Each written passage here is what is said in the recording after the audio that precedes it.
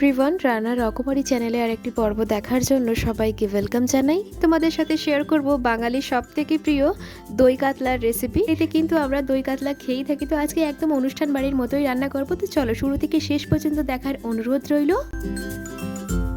এখানে 6 পিস কাতলা মাছ নিয়েছি। সব মাছ কিন্তু পেটির মাছ হচ্ছে। প্রথমে আমি নুন হলুদ মাখিয়ে মাছগুলোকে প্রথমে ভেজে নেব।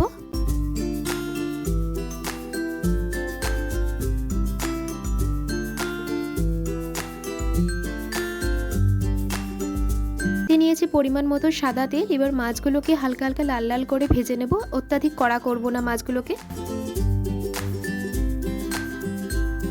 হাফ হাফ করে মাছগুলো ভেজে নিচ্ছি। প্রথমে 4টে দেবো, তারপরে 2টো দেবো। একবারে কড়াইতে দিলে অনেক সময় লেগে পড়ে, তার জন্য আমি অল্প অল্প করে মাছগুলোকে ভেজে নিচ্ছি। এদিকে কিন্তু হালকা হালকা লাল লাল মাছ ভাজা হয়ে গেছে, এবার একে নামিয়ে নেব।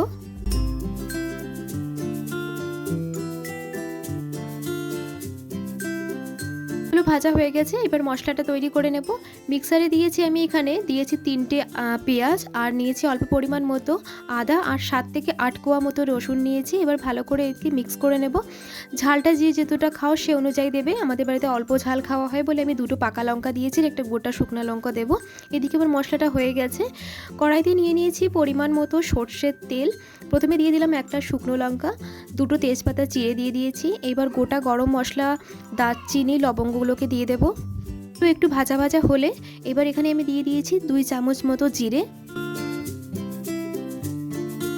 লাল লাল ভাজা হয়ে যাওয়ার পরেই দিয়ে দিলাম, প্রথমে আমি পেঁয়াজ কুচি দিয়ে দিচ্ছি। পেঁয়াজগুলোকে একটু লাল লাল করে, একদম হালকা হালকা লাল লাল হলেই ভাজবো, বেশি একদম পুড়িয়ে ফেলবো না, তার জন্য হালকা হালকা লাল লাল করে ভেজে নেব।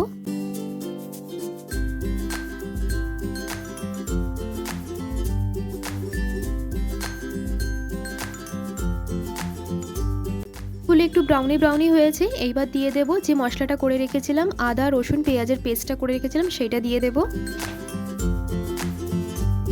পরিমাণ নুন দিয়ে একটু ভালো করে মশলাটাকে কষিয়ে নেব।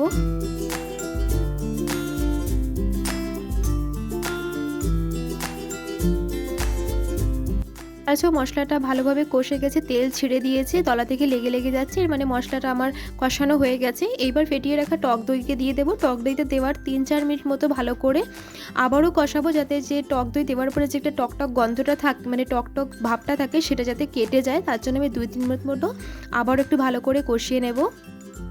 কষানো হয়ে গেছে। এবার যে পাত্রে আমি দইটা ফাটিয়েছিলাম, সেই দইয়ের বাটির মধ্যে আমি একটু সামান্য পরিমাণ জল নিয়ে এবার কড়াইতে দিয়ে দিলাম। ঝোলটা মোটামুটি রাখবো, একদম অত্যাধিক ঝোল ঝোল দই কাতলা ভালো লাগে না, তার জন্য মাখো মাখোই হবে। আর একটু সামান্য পরিমাণ মতো জল দেবো, আর বেশি জল দিলে কিন্তু একদম ঝোল ঝোল হয়ে যাবে, তার জন্য অল্প পরিমাণ মতোই জল দিয়ে এবার এটাকে কড়াইতে ঢেকে একটু নুন হলুদ দিয়ে ঢেকে দেবো। মিনিট পরে ঢাকনাটা খুলে দেখলাম ভালোভাবে জাল উঠে গেছে, আর ঢাকা লাগবে না।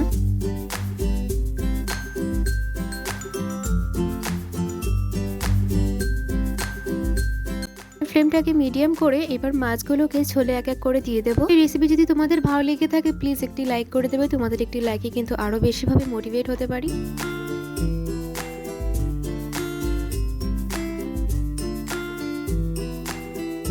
কিন্তু একদম প্রায় শেষের দিকে, সবার শেষে আমি এখানে 1 চামচ মতো গরম মশলার গুঁড়ো দেবো। গরম মশলা গুঁড়ো দেওয়ার পরে 2 থেকে 3 মিনিট মতো একটু ভালোভাবে জাল দিয়ে একে আমি গরম গরম পরিবেশন করে নেব।